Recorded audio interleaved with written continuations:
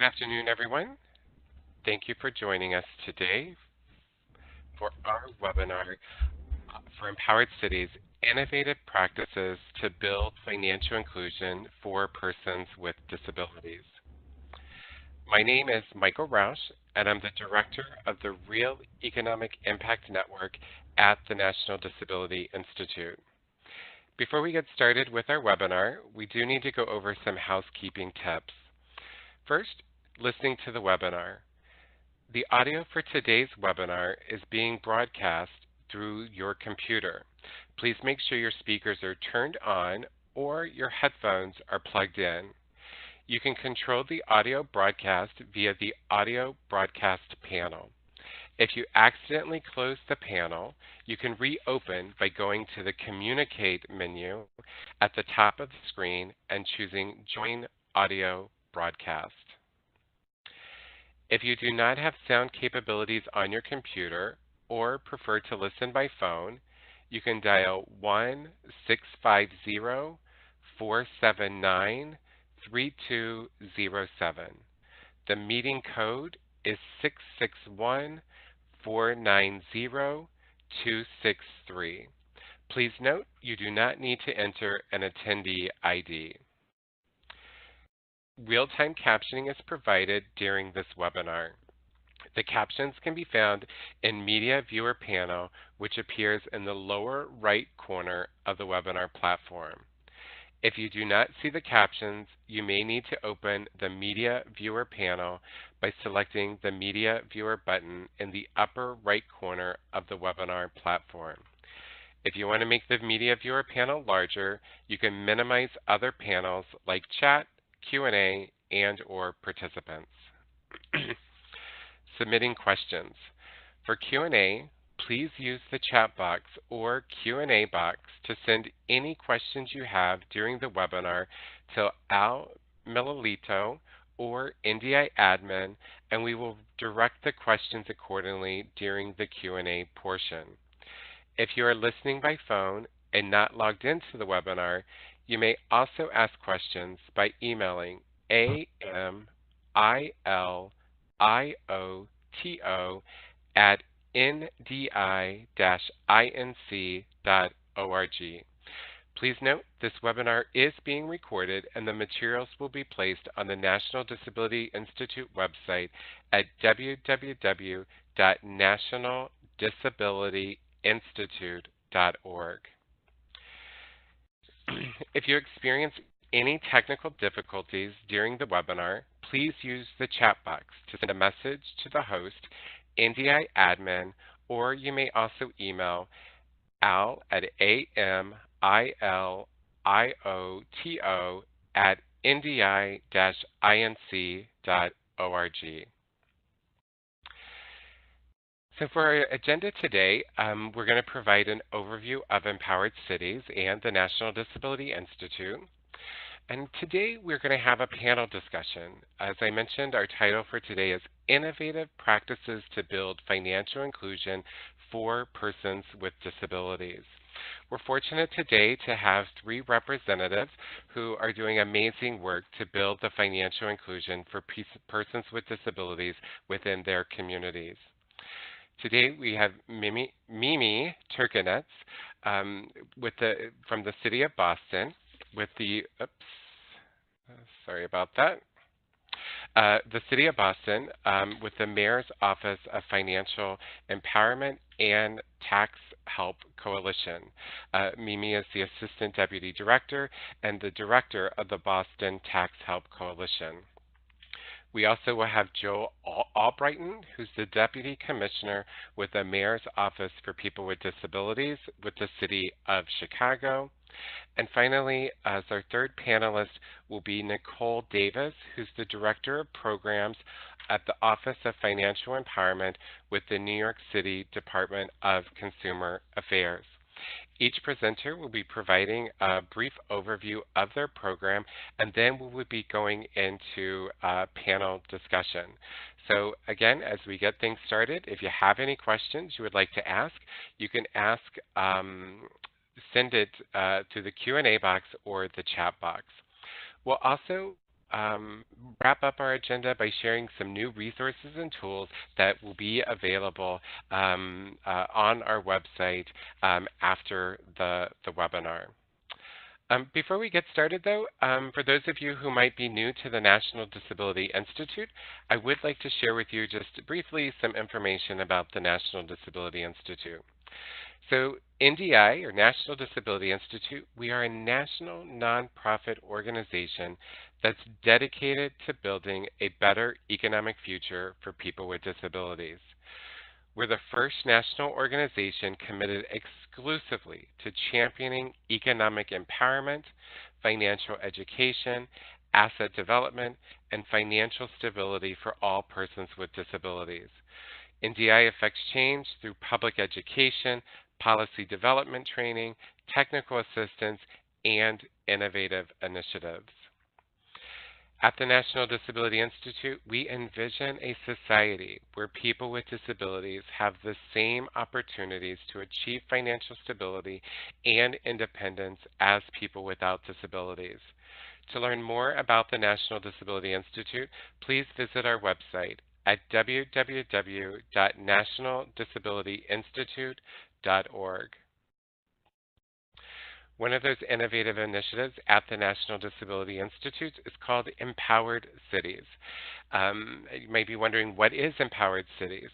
Empowered Cities is a partnership between city community development and the National Disability Institute that will engage municipalities and community partners across the United States to design, test, and deliver innovative and scalable solutions for expanding financial empowerment and financial inclusion in the disability community.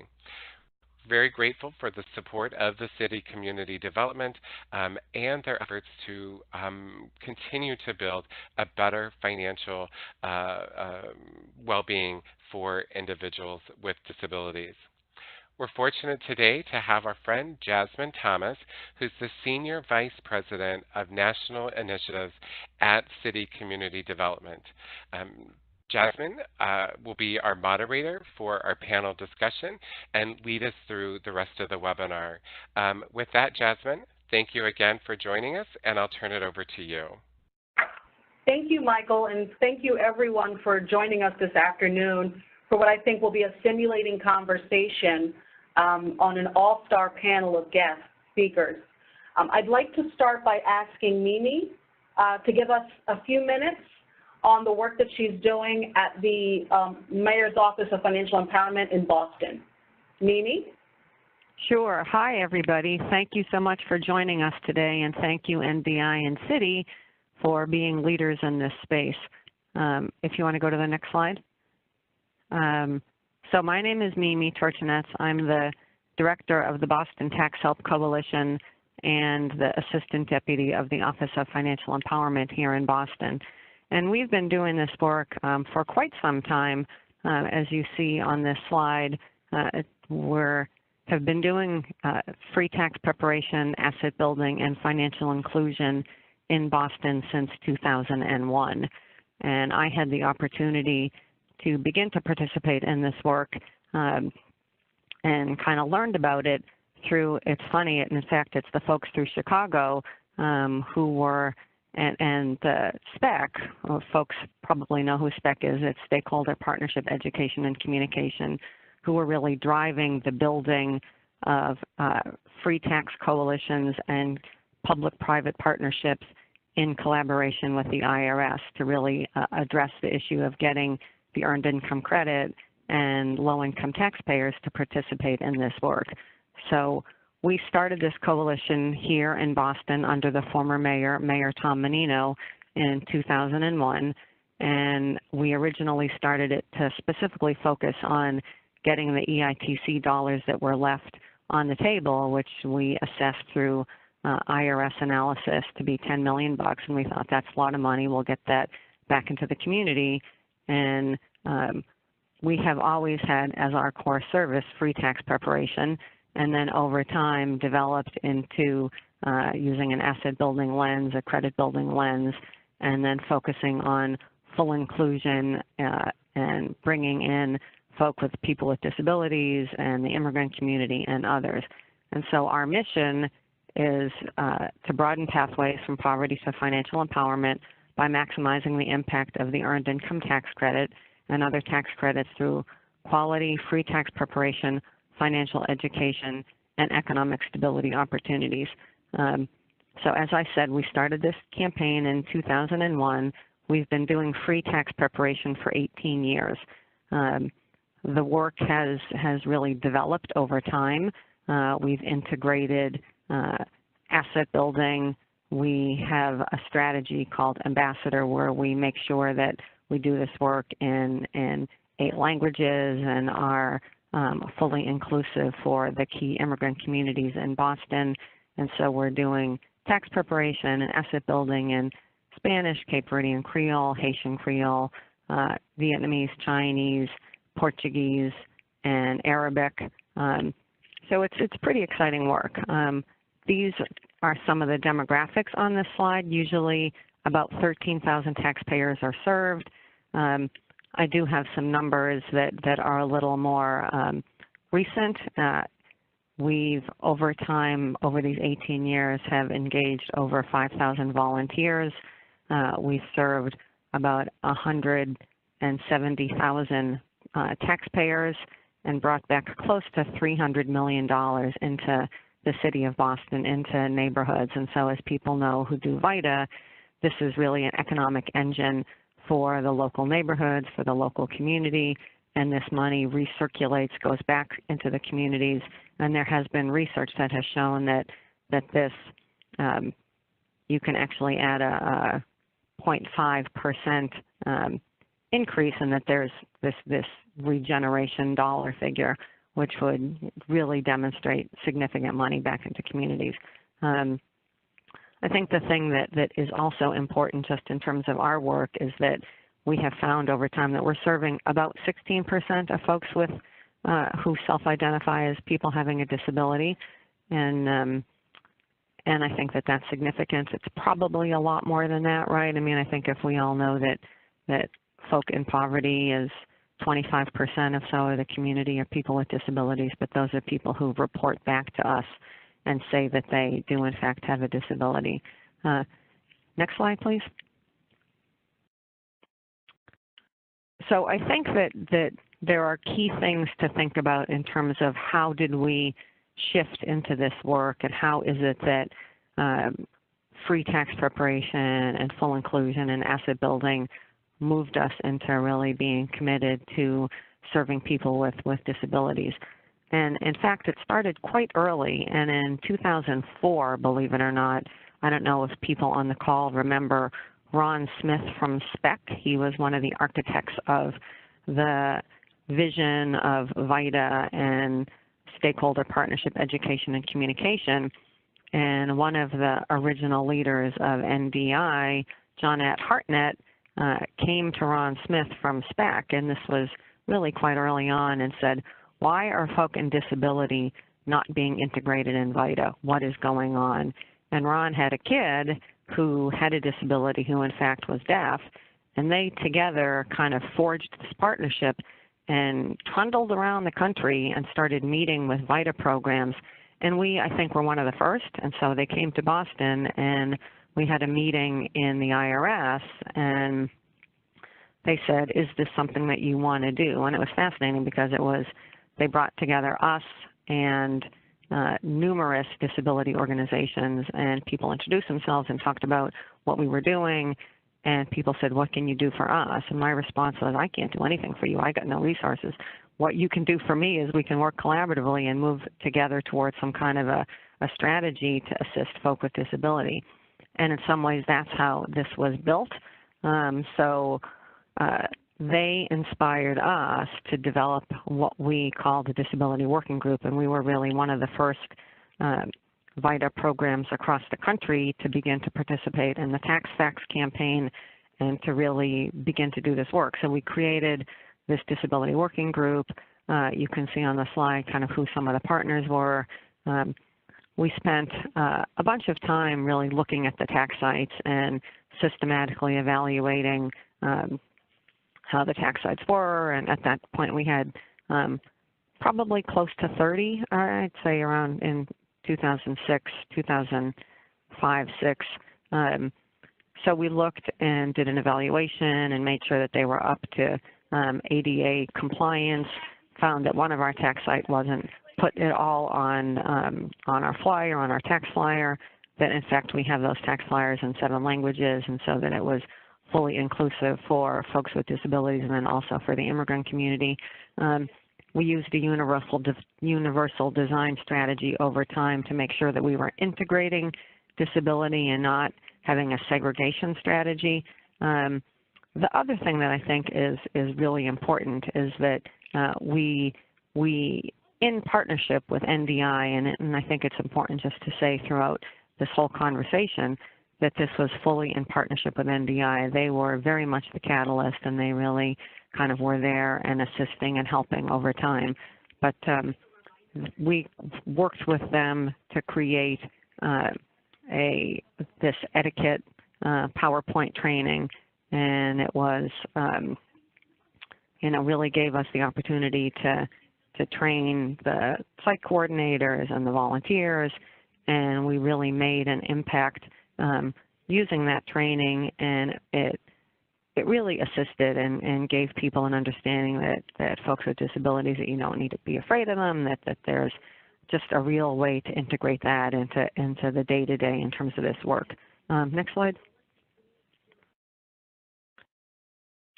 So we really focused and developed and built this over time, and part of the systematic way of being able to do this is we received funding over time from the Boston Foundation, and the final grant that we got from the Boston Foundation in 2015, well, we got one in 2015 and then another one more recently.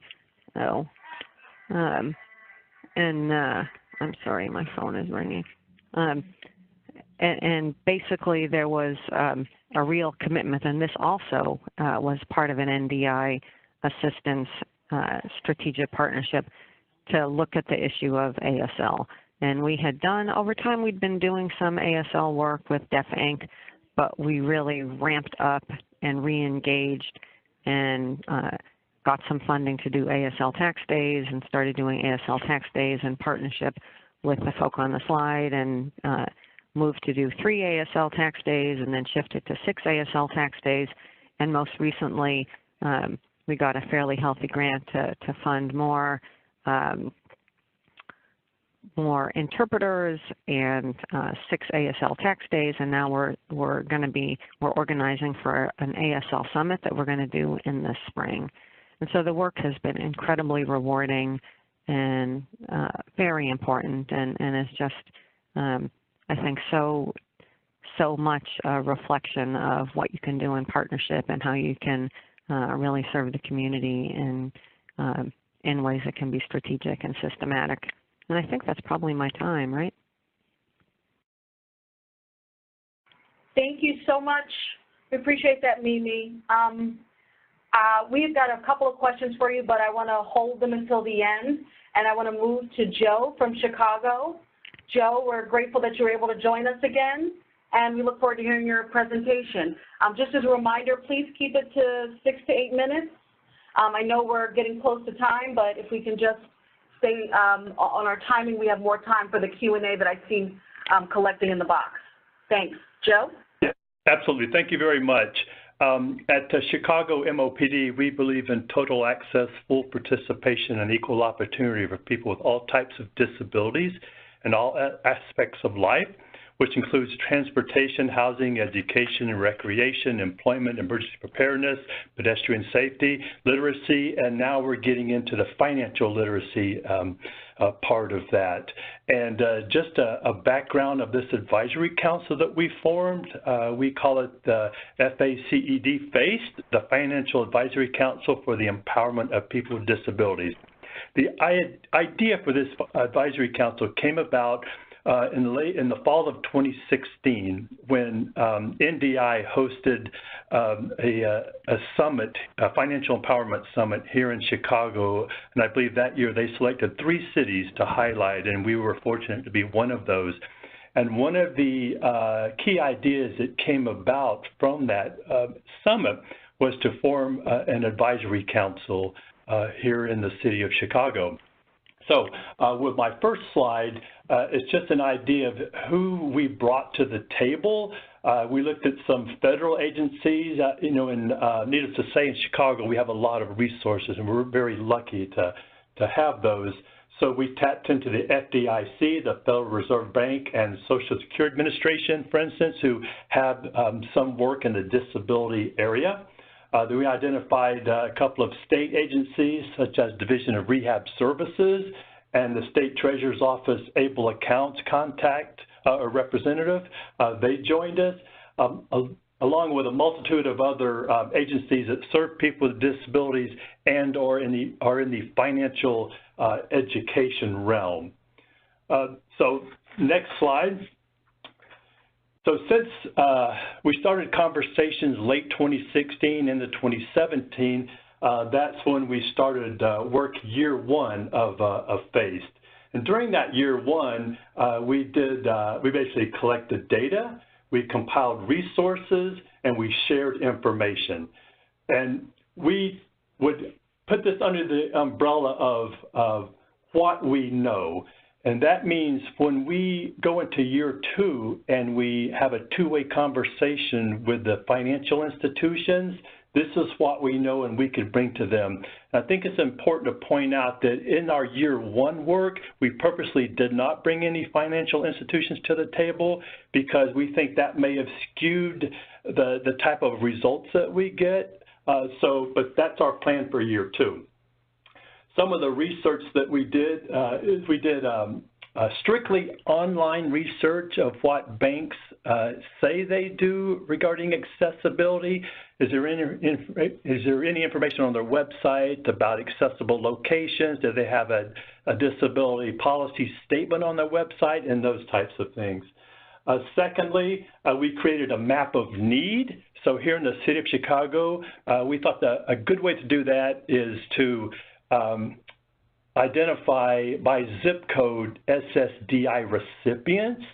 And then we would overlay that in those zip codes of any financial institutions that are in those areas. You know, do we have financial institutions that's a desert in those areas? Community-based organizations that are in those areas that are sort of well respected, so that as we do our work in year two, we can actually target these areas to bring financial education classes to those traditionally underserved areas.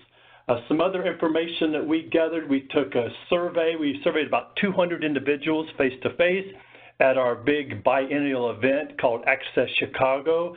And I would highly recommend that to any cities out there that want to kind of get a big bang for their buck to locate large gatherings like that and offer surveys for individuals on their financial wellness. Also at Access Chicago, we conducted a focus group of about 12 people that we identified prior to that day to give us feedback. Now, the year two, next steps. As I mentioned, our goal is to communicate with the banks. And so what we're doing is right now we're drafting a letter of invite to those banks.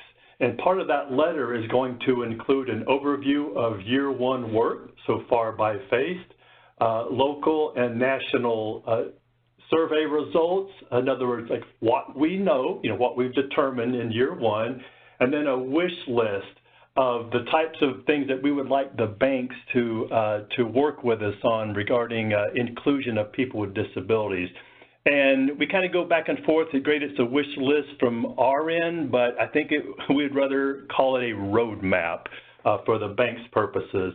And some of the areas of that roadmap are products that either they offer or that they would offer and market to individuals with disabilities, accessibility services, and other steps.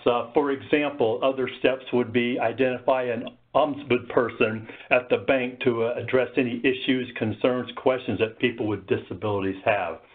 And one more thing I wanted to add is that all through this process, NDI has been a great partner in kind of guiding us through this. And we are also in the process of exploring ways to maybe fund a position to help with the work so we can keep it ongoing and you know, make it a complete success. So that's all I have right now about FACE, so thank you for your time. Thank you, Joe. Appreciate the outline of how we could begin to think about the work in a more integrated way, particularly with respect to financial access and inclusion, and the role of financial institutions could play in your strategy. And now we're switching to Nicole to continue the conversation with us. Nicole? Hi, everyone. My name is Nicole Davis. As mentioned, I'm the Director of Programs at the Office of Financial Empowerment for the New York City Department of Consumer Affairs. Next slide, thank you. So at the Department of Consumer Affairs, our mission is to protect and enhance the daily economic lives of New Yorkers to create thriving communities. And within DCA, our office here of financial empowerment focuses on educating and empowering New Yorkers and their neighborhoods to improve financial stability. We work with New Yorkers and neighborhoods with low income so that they can build assets and make the most of their financial resources. It's under this work that we've designed 5 core programs, with our oldest program being the Financial Counseling and Coaching, specifically the Financial Empowerment Centers. Since 2008, these centers have conducted just over 100,000 counseling sessions, helping 50,000 New Yorkers improve their financial health and reducing their debt by more than $54 million and increasing their savings by $4.4 million.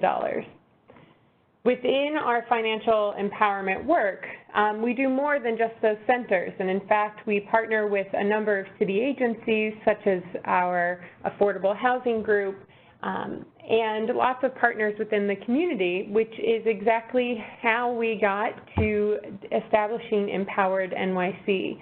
It was our long history of providing high-quality financial counseling to New Yorkers and the work of the Mayor's Office for People with Disabilities that led us to Empowered NYC. Next slide, please. So here in New York, we know that more than 36% of New Yorkers with disabilities live at or below the poverty line, and more than 76% of New Yorkers with disabilities do not have a job. We also know that New York State and the City of New York, as do many of your own cities, have excellent resources.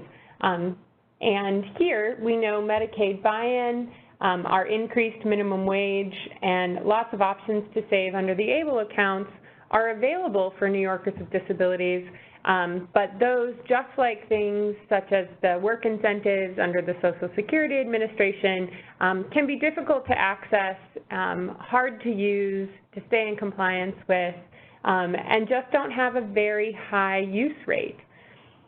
So when knowing all of this background, we have worked with NDI to do quite a bit of background research and understanding where New Yorkers with disabilities live. It was a great research by NDI that allowed us, much like Joe shared from Chicago, to create a map of where New Yorkers with disabilities live, and that allowed us to identify 10 target communities. Next slide, please. So these 10 target communities are where we are focusing our Empowered NYC services.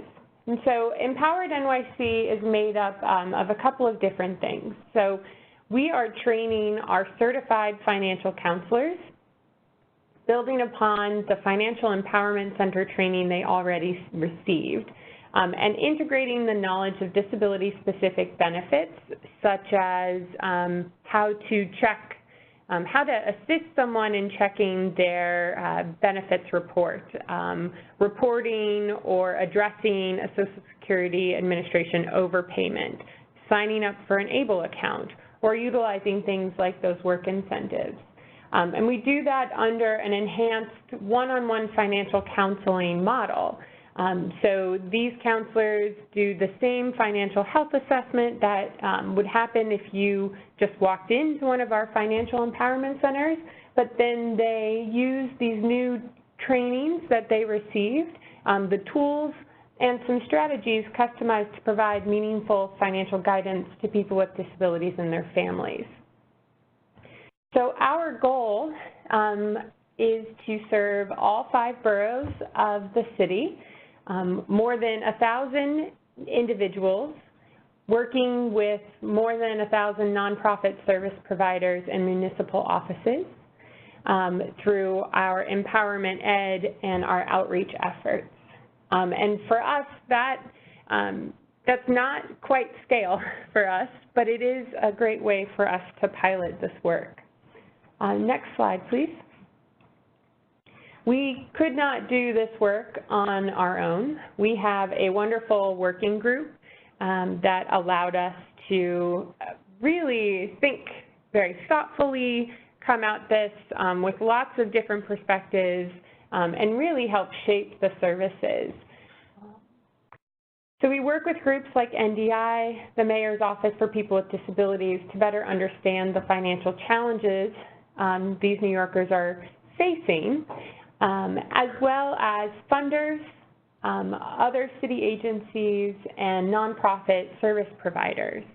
And it was through these strategic partners that allowed us to do something that really helped inform the shape of our services, which was a series of community input events across the city to hear from members of the disability community directly on what we were thinking, get their feedback, ask them what they were really searching for when it came to financial counseling. So with that, I will go ahead and stop so that we can have other questions. Thank you so much, Nicole and Joe and Mimi, for walking us through how each of your organizations and your municipalities have really taken the lead on these topics, particularly as they relate to financial inclusion for people with disabilities and their families. You know, I'm wondering, I think, Joe, you gave us a little bit about how the city of Chicago began down this road of thinking about and being strategic in the approach of building a strategy. And Joe, I don't know if you have any more comments on that, and Mimi and Nicole, feel free to add your lens, but what was kind of like the influencing factor in creating this focus that you all have presented so far today? What was the impetus, if you will? Well, I would truly have to say that I do believe it was the Financial Inclusion Summit that really kind of put it in focus for us, the one that NDI brought to Chicago in 2016, because, you know, we had known for several years, and anybody that works in this field of working with people with disabilities realize that so many people with disabilities are underserved, underemployed, unemployed, that type of thing. And so we've been working to address that issue. For instance, we have people certified by SSA to provide benefits counseling to SSI and SSDI recipients under the WIPA grant from SSA. And so it just makes sense. The next logical progression is look at financial wellness for those individuals with disabilities. So I would have to say that that summit is really what brought it to the forefront for us. And this is Mimi. I mean, I would say that similarly, NDI and SPAC and that partnership between Johnette and Ron Smith really was the driver for us. I mean, it was very, very early on, but I would not have, I mean, it's interesting, we learned kind of after that we were the first coalition in the country to have a disability question on our survey, and so we were collecting data on the amount of folks with disabilities that we served. But until we had that meeting in the IRS and until kind of we understood the need through folk telling us and having that kind of catalyzing component of bringing people from these two fields. I mean, we always said as we were building this work that we were braiding VITA with the disability rights movement, and that really is what NDI catalyzed us to do. So here in New York, we have worked with different city agencies for a number of years. I mentioned the Affordable Housing Group here in the city, where we made a unique version of our financial counseling to really meet the needs of that application process. And it was from that work that really started this. So it was that idea of, if we can be successful here, what other adaptations might we need in our financial empowerment centers? And so we were presented with an opportunity by a longtime funding partner and our mayor's office for people with disabilities. It also allowed us to run an analysis of our services to really understand who were we serving, and sort of dig into that a bit. And we saw that even though our centers are accessible physically and are located in neighborhoods where there's high need, we were only seeing a small number of New Yorkers with disabilities. And so it was one, the opportunity and those longtime partnerships, and also a chance to really dig into understanding who we were already serving. Thank you. And just for the three of you, along this process, did you find any surprising partners or allies in this collaboration that you've got going? So, were there any kind of agencies or community partners or particular allies who you just didn't realize were aligned and supportive, and they just came to you on this? This is Joe in Chicago. I wouldn't say it was necessarily a surprise, but how eager the city treasurer's office was to co-chair this advisory council with us. It's obviously, from our end, it's led by Commissioner Karen Tamley, but City Treasurer Kurt Summers, he gladly took this on and is working closely with us on like our next steps are going to be, and up to this point. But I will say, full disclosure, as they say, we have Election Day next Tuesday, and guaranteed we're going to have a new mayor and we're going to have a new city treasurer in Chicago. So we still have to kind of get buy-in again, I believe.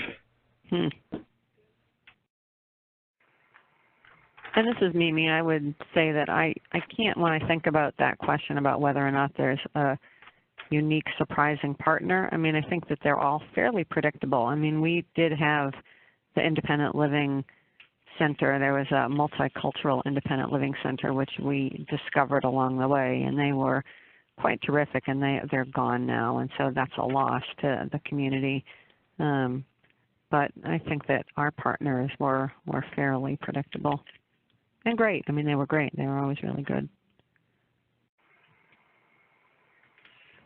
Yeah, in New York, I wouldn't say anybody really surprised us. It's been great to see how many different groups, allowed or charged their staff members with spending time talking with us or hosting our financial counseling, services, and really made themselves available for the conversations and even the advisory board. So. Thank you. And so, how have you found, or what have you found to be different about serving people with disabilities as compared to other communities in your city? Any differences at all in your approach or how you see that process happening?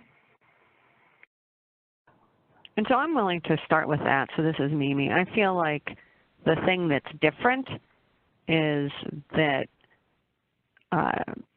the response of the community is so much, I mean, it's just so rewarding to do. I mean, some of us, I'd never been engaged in the disability movement. I mean, it was not something that I came out of. I came out of community organizing and economic justice, and so that this was not kind of my bailiwick. And so working with the disability community was so rewarding, and especially with the ASL community. I mean, it's an insular community. People are used to being marginalized and negated, and so that there's this level of thanks and this level of hope that then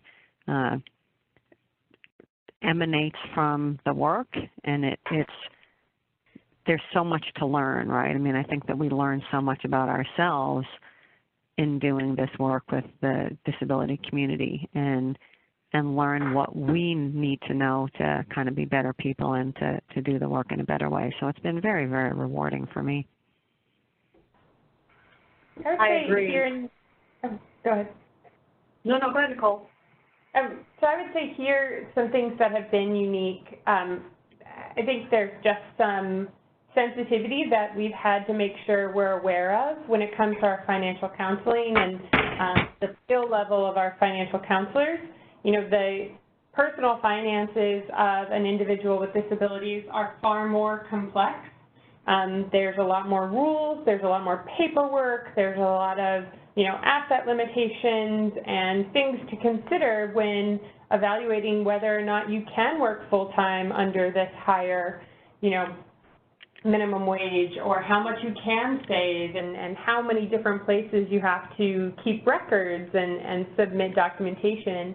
I think the other thing that we've always known, given the clientele that we serve, but this has been far more important, is both the fear of and the reality of the benefit cliff that happens once you do hit a high enough income, and what that can mean, that cascading ripple, and you know, how complex it was to get on those benefits, which we're not even touching on, but you know, that you really have to be aware of lots of other pieces within this, you know, individual or family's, you know, financial circumstances.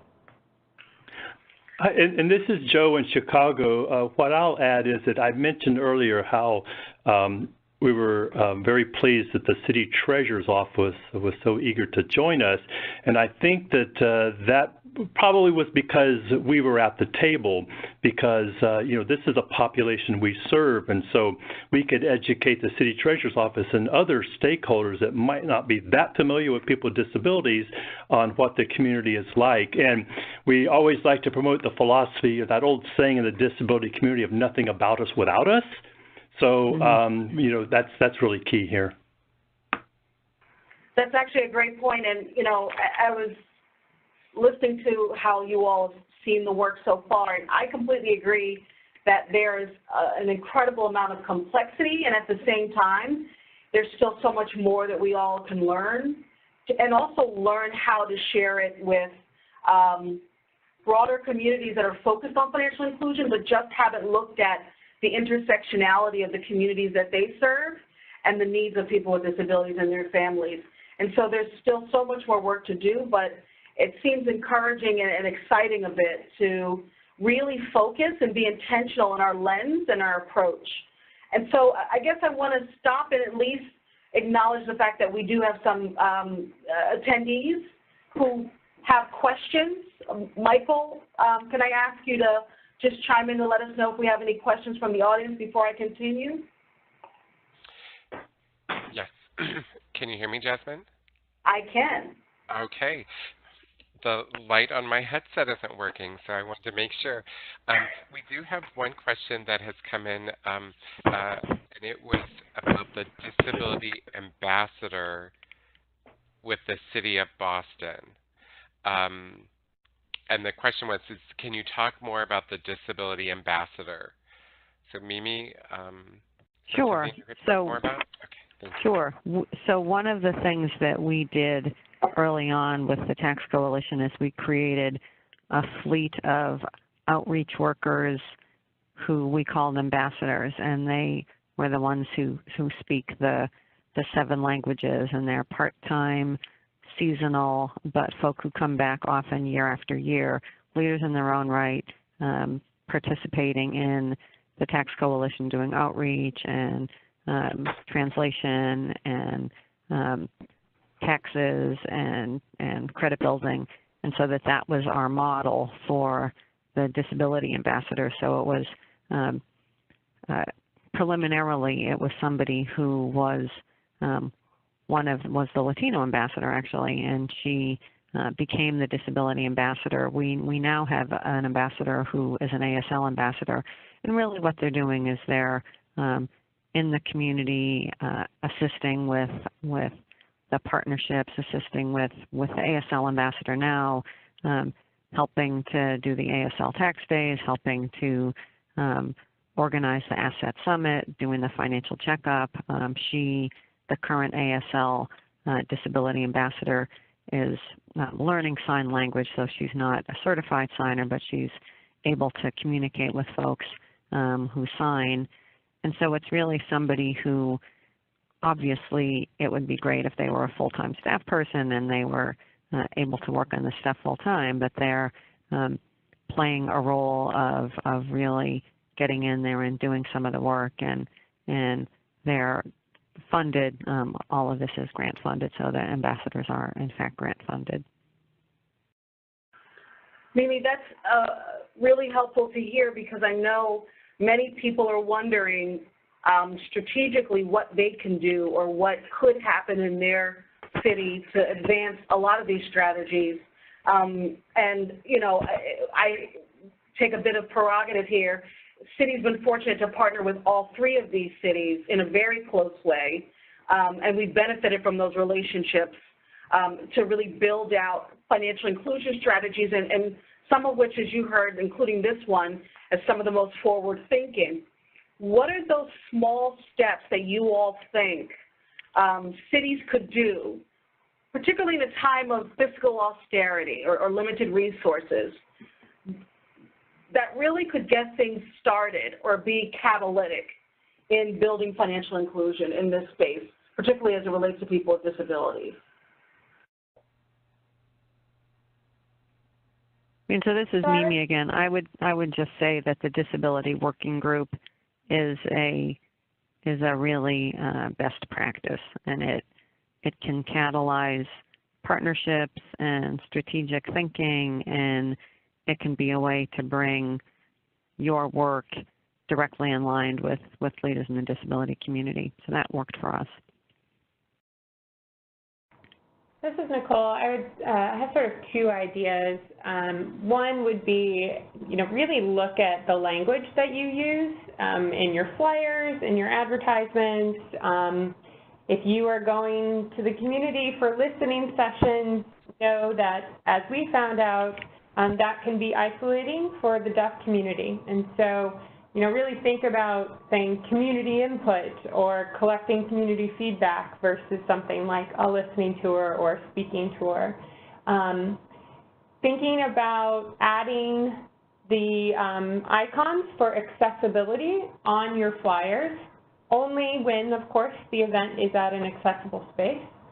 And then also a way for individuals to request accommodation, so an email address or a phone number for someone to be able to reach out to and say, I really want to come to this event, but I need an interpreter, or I need large font materials, or something along those lines, so that you can show, the community that you are trying to collect that.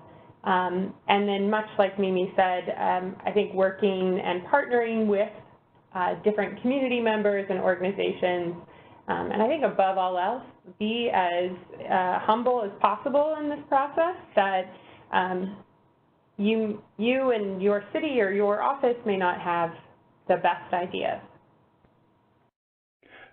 And this is Joe in Chicago, or I guess I could just say the panelist with the deepest voice, right? Kind of playing off of what Nicole just mentioned about these listening sessions. You can go into certain communities and have certain types of disabilities targeted for those sessions, because the deaf community, they have certain communication needs, of course, for effective communication. People with intellectual disabilities, may have certain needs.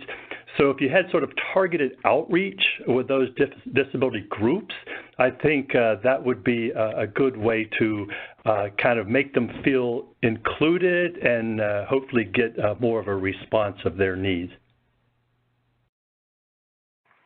No, it's very important to be mindful of our lexicon, to be mindful of who we reach out to and how we reach out to them, and also ensuring inclusion in working groups and being intentional about that as being a catalytic opportunity to at least raise the issue, but also ensure inclusivity across different groups who otherwise may not necessarily have that opportunity to have the conversations as necessary, and just ways to be mindful. So that's helpful to talk about for us.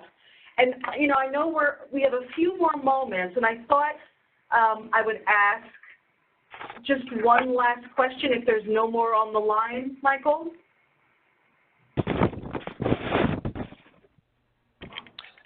Jasmine, there is a question that came in, and I'm not sure this might be directed to you, but the question is, I'm curious if any of you have recommendations about any specific ways that financial service providers who directly serve the disability community can engage local government or community organizations in partnerships to advance financial inclusion. Thank you, Erin, for that question. It's a good one. So again, the question is if you have any recommendations about specific ways that financial service providers who directly serve the disability community can engage in this work. Anyone have a thought? Well, I think, Jasmine, if you have a thought? Yeah, I mean, Sure. I think Michael, I'm sorry. Oh, go ahead, Jasmine. This is Nicole. I can answer after you.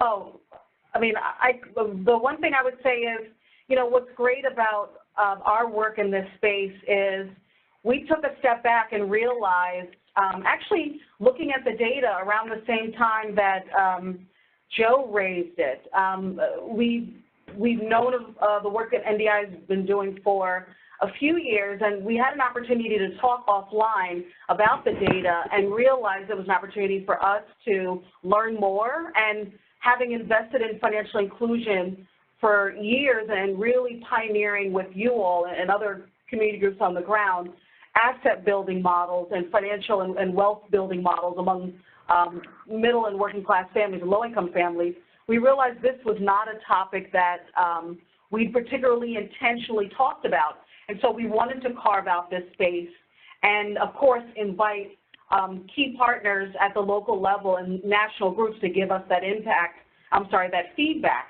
And we've been grateful to have the partnership that we have to date to begin this conversation and begin to learn so much about how we could begin to invest, but also change our perspective or influence our perspective about how to be a better partner and how to help lead on these issues.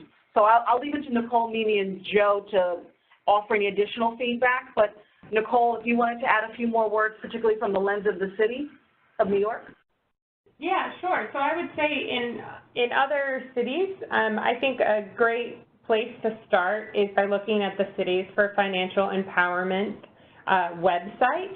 And then you can see sort of who they work with when it comes to financial empowerment services and, you know, identifying whether it's a nonprofit provider or which sort of pieces within city government are involved. I always think that's a great resource to start with. And of course, many of the United Ways are also quite involved in this work. And so I think that's a great path.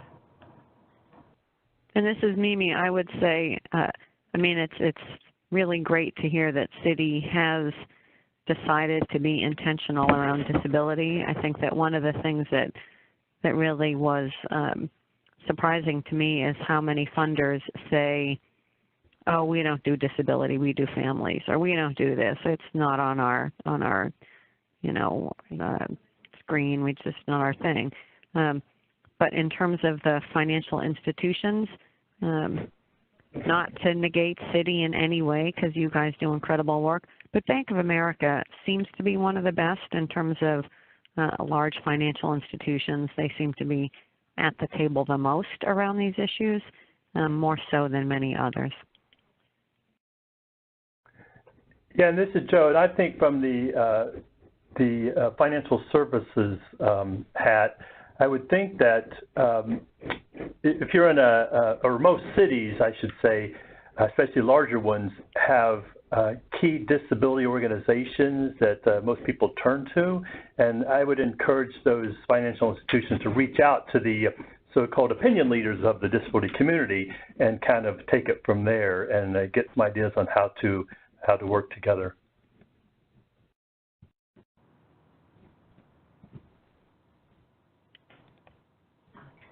Thank you. Michael, is there another question? Nope. I think with this coming up on our time, we got 3 minutes left. If there's any additional questions, I will put in the chat box. You can email us afterwards, and we'll be sure to address them. And the email is ask@ndi-inc.org.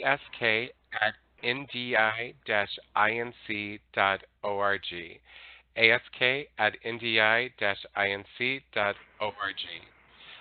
We'll be sure to address any additional questions after the webinar. So, Jasmine, with that, we got 3 minutes left. Do you want to ask a final question before we go into our final couple slides? I do. I'm wondering if we could offer to the audience in, was it 400 characters or less, what's the biggest lesson learned so far for each of you in this space? So, we talked about the programming and what you've learned from the programs, but in general, working in this area, what's the biggest lesson learned that we can share about building financial empowerment and the work that we invest in this space? I'd say the biggest lesson we've learned here in New York is that, above all else, our information and our financial counseling needs to be accurate or say nothing at all. And so really talking about accuracy, especially in consideration of the sensitivities of this very complex financial situation. And I would say, my biggest lesson is around persistence, that you have to be really persistent and continue to drive the work because it's hard. It's one of the hardest things that you can do, and you can't do it alone. You have to do it with partners, and that NDI continues to be one of the great partners, and so using them as a partner and as a catalyst, I think, is ongoing. It allows you to have some level of sustainability. And I would think from our viewpoint here in Chicago, data collection is so important because when you go to the financial institutions, you want to show them there's a need out there and they can increase their customer base and that they can provide affordable, accessible services to the disability community. And Joe, you had the final word, so I want to thank you all very much, Mimi, Joe, Nicole, for sharing your lessons and your insights with us, particularly as you continue to do the work and continue to lead in this area. And I want to thank all of our guests on the phone who stuck with us the entire hour.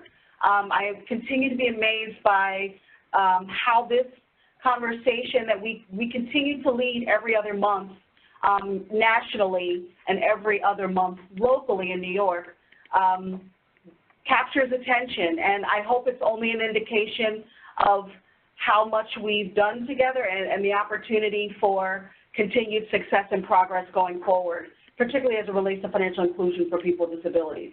So with that, I want to turn it back over to Michael Rausch and ask him to close us out. Excellent. Thank you so much, Jasmine. And thank you again to Mimi and to Joe and to Nicole. It's been our pleasure to work with you and to continue to see the work. And we too are inspired by all of the great best practices and lessons learned that you bring to this field and to this movement of building financial inclusion for all. As you know, we're at our time, but I just want to share with you really quickly, we do have some new tools and resources that are available. We have a brief that's identifying the needs of persons with disabilities. Will be out on our website next week, and everybody will get an email of it. And this highlights some of the best practices on how municipalities had identified the need of persons with disabilities. We also have some quick reference guides. They're quick guides to help you as you look to build your financial inclusion program for persons with disabilities.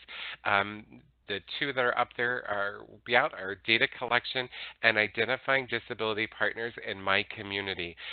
So each of these will help you if you look to collect data within your local community to build your program, and also if you're looking who are those ideal partners in my community, these will help you, guide you in doing that.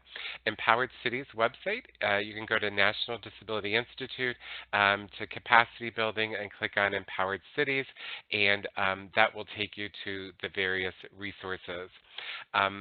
I would like to say thank you to my colleague Nanette Goodman, as well as Al Milalito and the entire Empowered Cities team at the National Disability Institute for their help in putting these webinars on and supporting this work that we're all doing together. With that, I just want to remind you that on May 28th, our next webinar will be Creating the Pathway to Financial Inclusion for Persons with Disabilities, where we'll be highlighting additional best practices as well as additional tools to help organizations build their program of that pathway to financial inclusion for persons with disabilities. That'll be May 28th at 3 p.m. Again, I want to say thank you to Jasmine Thomas as well as City Community Development for their support of creating and helping to build this innovative initiative called Empowered Cities. With that, I hope everybody has a wonderful day, and thank you again for joining us.